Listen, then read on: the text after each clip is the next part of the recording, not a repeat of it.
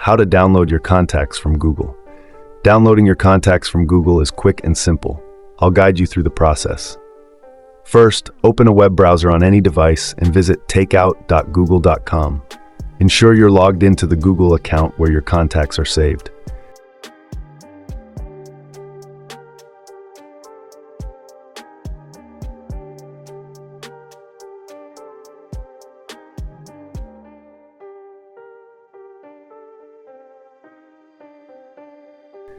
Next, scroll down and find Contacts in the list of Google services.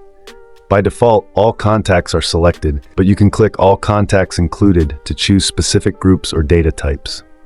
Once you've made your selections, click OK. Now scroll down and click Next Step. Choose how you want to receive your data, either via a download link or by saving it to Google Drive, Dropbox, or OneDrive.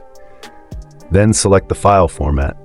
The most common option is CSV for easy import into other services, or vCard for Apple devices. You can also set the maximum file size. If your data exceeds the limit, e.g. 2 to 4 GB, Google will split it into multiple files. Finally, click Create Export. The process may take a few minutes to several hours, depending on the size of your contact list.